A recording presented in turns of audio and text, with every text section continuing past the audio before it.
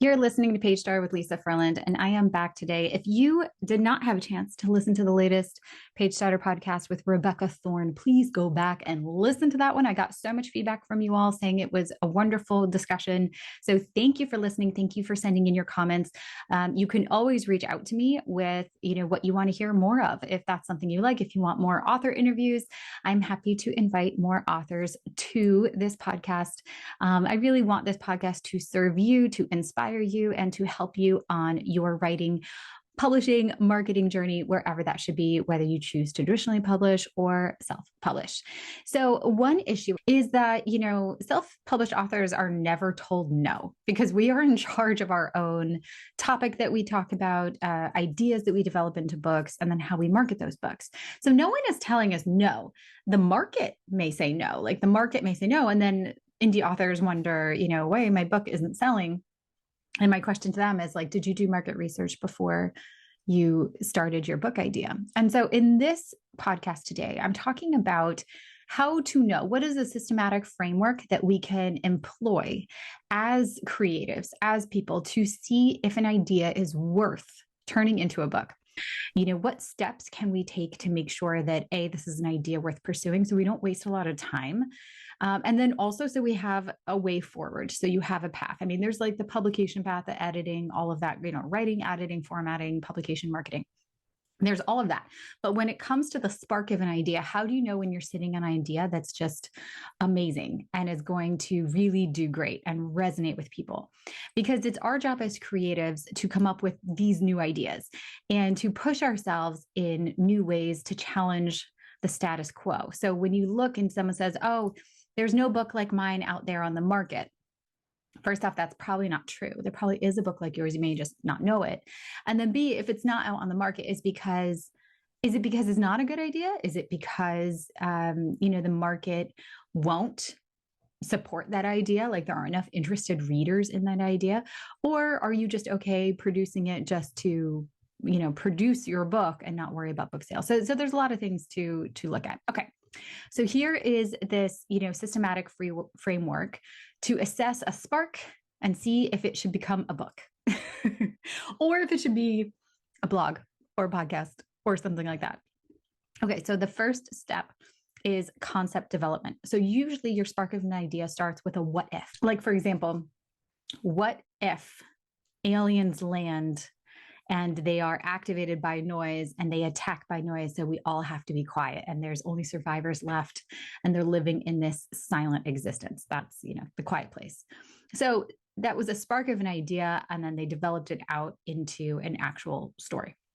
So the first thing you have to do is explore your concept and refine your initial idea. So what's the genre? Is it horror? Is it a children's book? Is it mystery? Is it adventure? Who is your target audience? Are you targeting adults? Are you targeting children?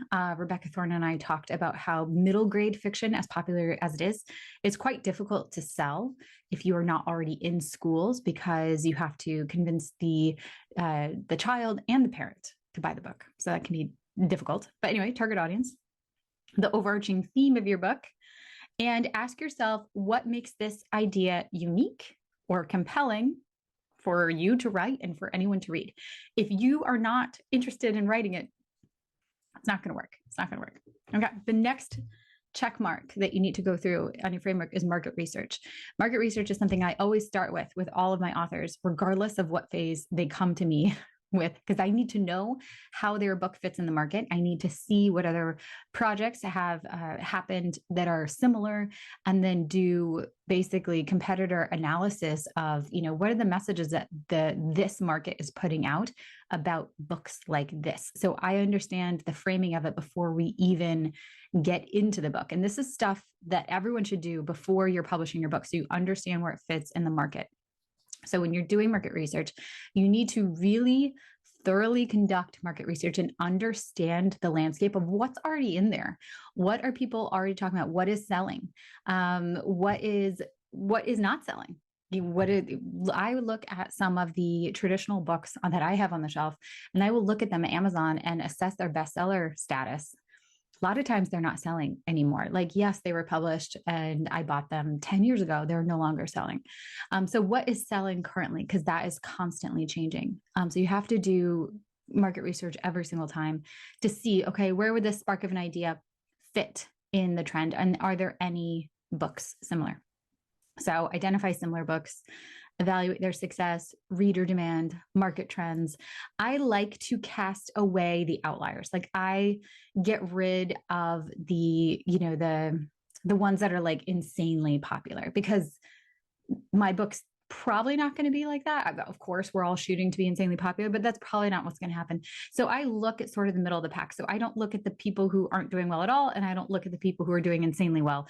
I stay in the middle of the pack and say, okay, what is selling decently in this range? And is my book similar? Is it different? And that helps me understand my audience and to see, is this a viable idea? All right. Then you have to consider your story premise. So you have to look at, is this engaging? I said, what if X, Y, and Z happen? Is this interesting at all? Or is this just interesting to me? Can I create this into a full-length book? Or is this literally just a thought I had in my head? A what if kind of thing. Can I see the book taking place? Can I see the type of book it would be? Is this an early reader chapter book? Is this a picture book? Is this a full-length novel?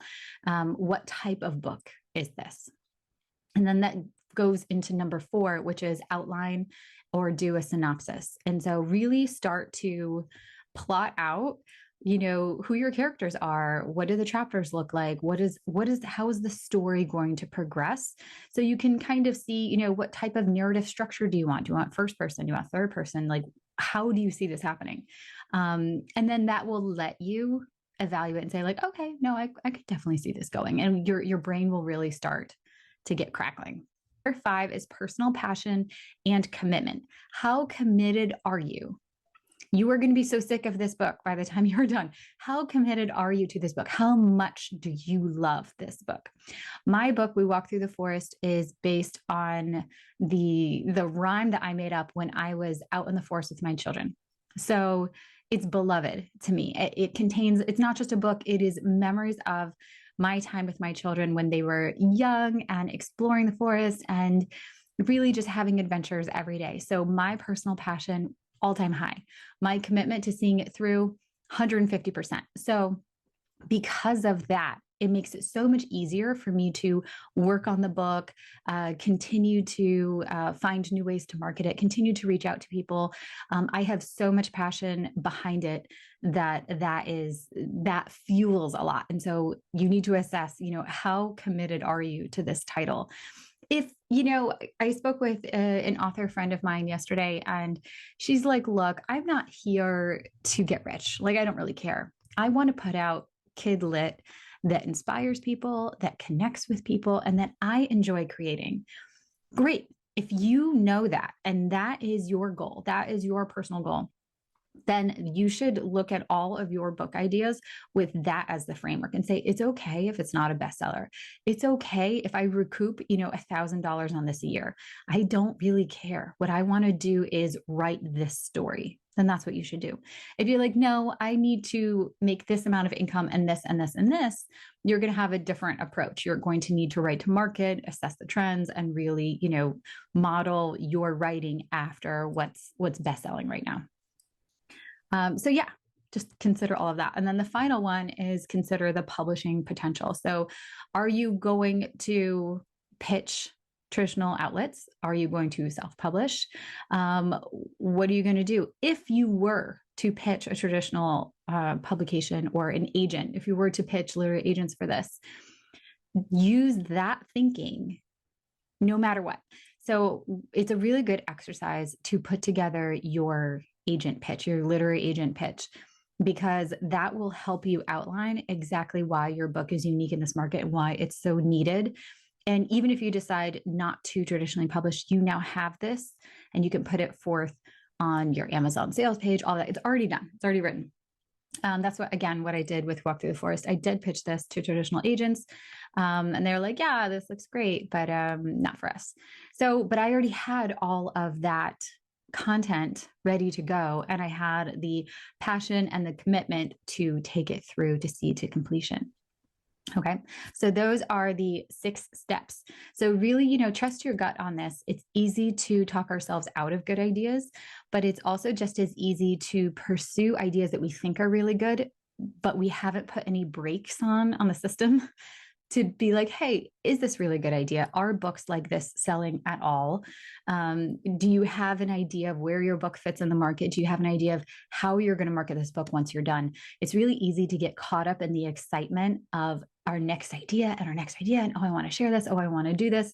And then it becomes really difficult to sell because we've never thought about how we were actually going to sell the book in the first place. So, we have to, as much freedom as we have as independently published authors or self-published authors, you do still have to think about who is going to consume this, who is going to read this, how is it going to affect them, how will they want to share it with other people? Will they be excited to read it again and again? Will they recommend it to somebody else? And, keeping your target reader in mind with absolutely every book that you write, to put out things with intention and not just because it's, a sunny day and I'm feeling good and I want to move forward with this idea, which is also tempting, I understand. All right. That is it for me today. If you have any ideas for what you would like me to discuss, please feel free to reach out to me. Links are down below. You can send me an email or connect with me through my website, lisafurland.com. This is all available on lisafurland.com/PageStarter. So you're welcome to contact me there, and hope you are well. Thank you for listening to PageStarter. So happy you're here.